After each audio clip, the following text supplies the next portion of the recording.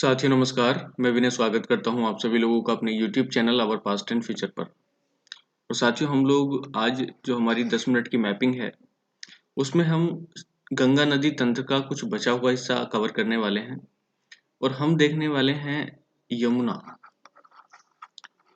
यमुना नदी। और यमुना नदी की जो सहायक नदियां हैं, वो हम लोग देखने वाले हैं। पहले मैं एक रफ डायग्राम खींच देता हूँ ताकि आप लोगों को समझ आ जाए कि हमें कहाँ से लिंक करना है। तो आप लोग देखिएगा कि उत्तराखंड से होते हुए आपको नदी बनानी है गंगा, नीचे इलाहाबाद में संगम और इलाहाबाद से फिर ऊपर की तरफ बिहार होते हुए, बंगाल होते हुए और ये बांग्लादेश में जाकर के डेल्टा बना देती है गंगा नदी। इसी के पैरेलल चलती है एक और नदी जिसे आप लोग कहते हैं यमुना, बिल्कुल बॉर्डर बनाती हुई, और ये कहाँ मिलती है आपको? इलाहाबाद।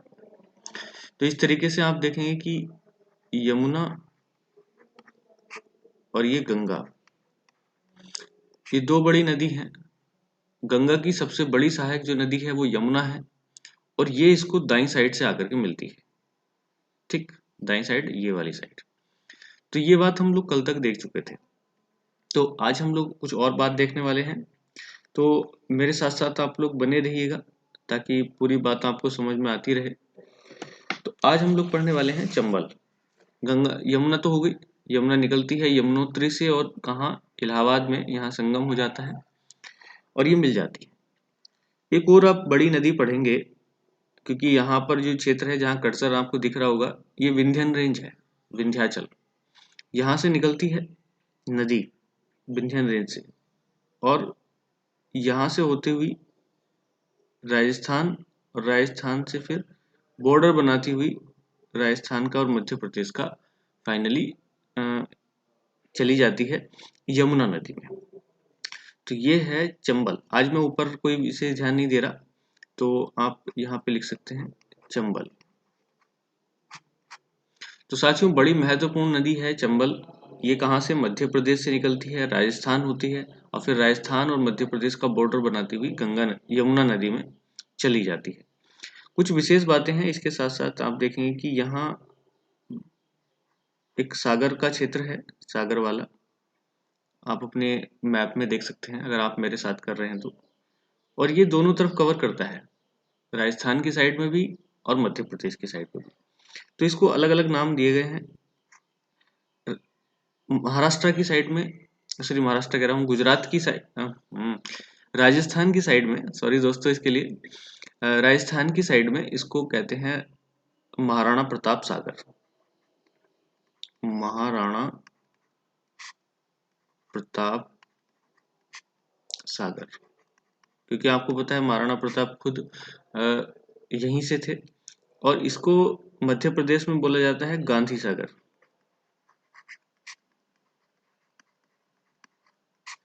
तो आप लोग देख सकते हैं कि ये जो सागर है, यहाँ पर ऊपर इसको महाराणा प्रताप सागर बोलते हैं, नीचे गांधी सागर कहते हैं, और ये चंबल नदी से ही होकर के जाती है। और इसके ऊपर एक और यहाँ पर आप देखेंगे, यहाँ एक बड़ी फेमस जगह है जो आपके लिए काम की हो सकती है, और वो है कोटा, जहाँ पे आप लोग देखते हैं कि बच्चे तैयारी करने के लिए जाते हैं, कोटा राजस्थान में। तो ये वही जगह है और ये चंबल के ही किनारे स्थित है। तो ये सारी चीज़ें आपको देखनी है। और इसके साथ साथ आपको एक और चीज़ देखनी है जो बड़ी इम्पोर्टेंट है। मैं इसको हटा दे रहा हूँ, आप समझ गए होंगे इस बात को, कि जो चंबल नदी है ये बड़ी फेमस है इस बात के लिए, अपने बीहड़ों के लिए। बीहड़, चंबल के बीहड़ ये बड़ी फेमस है। बीहड़ मतलब जैसे ये एक प्लेन है, ठीक। तो प्लेन क्या होता है, जब नदियां यहाँ से फ्लो करती हैं तो ये प्लेन कटा फटा हो जाता है ऐसे, मतलब कहीं ज्यादा काट दिया, कहीं पहाड़ी रह गई छोटी सी, कहीं गहरा हो गया। तो इस तरीके से जो रफ प्लेस बनता है वो बीहड़ कहलाता है। और ये बीहड़ इतने भयंकर हो गए हैं कि ये घर बन गए हैं डाकुओं का। पुराने जमाने में तो डाकू काफी होते थे, अब तो इतना ज्यादा रोल नहीं है। लेकिन पुराने जमाने में आप चंबल के बीहड़ में दो बड़े डाकुओं के नाम सुनेंगे, अगर आपने शायद सुने हो तो। जिसमें एक तो आपका बैंडिट क्वीन फूलन देवी, ये नाम आपने शायद सुना हो। बैंडिट क्वीन फूलन देवी ये चंबल के बीहड़ों में ही बढ़ी। हालांकि बाद में ये सांसद भी बनी मिर्जापुर से। लेकिन कुल मिलाकर के प्रॉब्लम तो आई, बाद में सरेंडर कर दिया फूलन देवी ने। और एक और नाम आप सुनेंगे इसी में, पान सिंह तोमर, मूवी आपने शायद देखी हो। पान सिंह तोमर बड़े धावक रहे हैं अच्छे खासे इंडिया स्तर पे, लेकिन फाइनली जब रिटायरमेंट के बाद ये अपने गांव जाते हैं तो वहां पर विवाद होने की वजह से ये अपने आप को बागी घोषित कर देते हैं, और फिर प्रॉब्लम शुरू होती है वही डाकुओं वाली। तो ये दो बड़े नाम आपको ध्यान रखने हैं चंबल के बीहड़ों में, फूलन देवी और पान सिंह तोमर। तो हो सकता है तो मूवी भी आप देख ले, पान सिंह तोमर पे भी मूवी बनी हुई है पान सिंह तोमर नाम से। फूलन देवी पे बनी हुई है बैंडिट क्वीन, हालांकि वो मूवी बैन कर दी गई। आपको शायद हो सकता है कि डायरेक्टली इंटरनेट पे ऐसे ना मिले, वो सॉरी यूट्यूब पे ना मिले, तो आपको सर्च करना पड़ेगा थोड़ा सा। ठीक, तो ये सारी चीजें आपको देखनी है। इसके आगे चलते हैं, कुछ और नदियां हम लोग देखेंगे।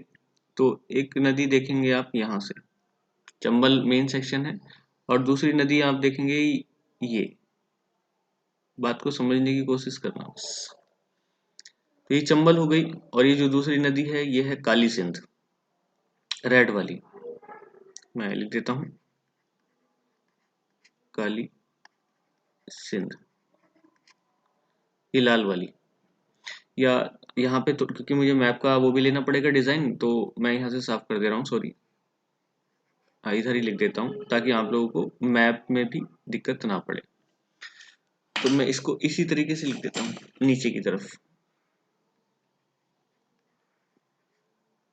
काली सिंध, काली सिंध। और ये नदी है पार्वती,